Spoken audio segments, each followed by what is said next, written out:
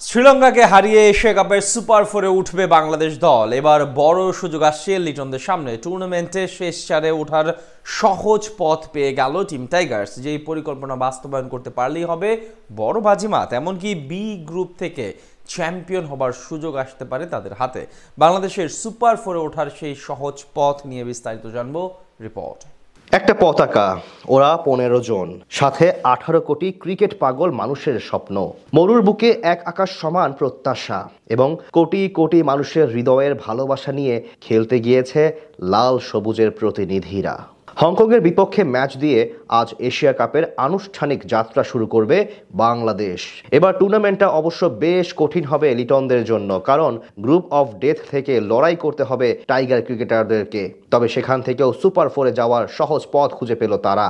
সাথে এই পরিকল্পনা বাস্তবায়ন করা গেলেই হবে বড় বাজিমাত। সম্প্রতি টি-20 ফরম্যাটে দারুণ সময় কাটাচ্ছে বাংলাদেশ দল।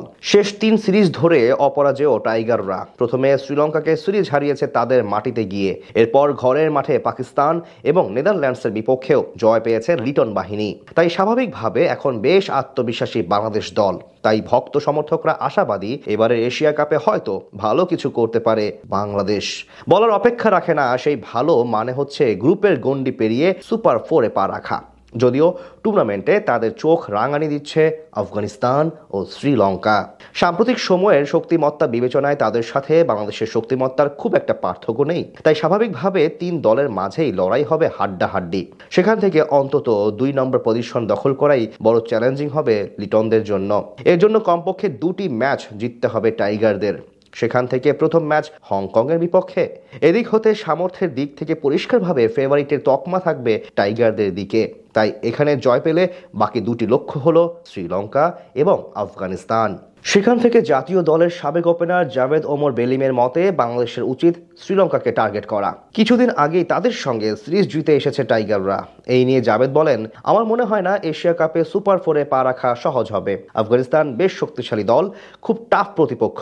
বিশেষ করে ফজল হক, রাশিদ খান, নূর আর নবীদের নিয়ে গড়া আফগান বোলিং বেশ ধারালো ও শক্তিশালী। বৈচিত্র্য আছে প্রচুর। তাই আফগানদের সঙ্গে পেরে ওঠা কঠিনই হবে। তাই শ্রীলঙ্কাকে হারানোর কথাই বেশি চিন্তা করা উচিত। এদিকে তার মতে এবার এশিয়া কাপে দারুণ সুযোগ আছে বাংলাদেশের জন্য। টাইগারদের সম্প্রতি পারফরমেন্স বলছে টুর্নামেন্টে সুপার ফোরে ওঠার জন্য এটাই পারফেক্ট সময়। জাতীয় দলের সাবেক ওপেনারের ব্যাখ্যা, বাংলাদেশ সাম্প্রতিক সময় ও নিকট অতীতে ভালো ক্রিকেট খেলেছে।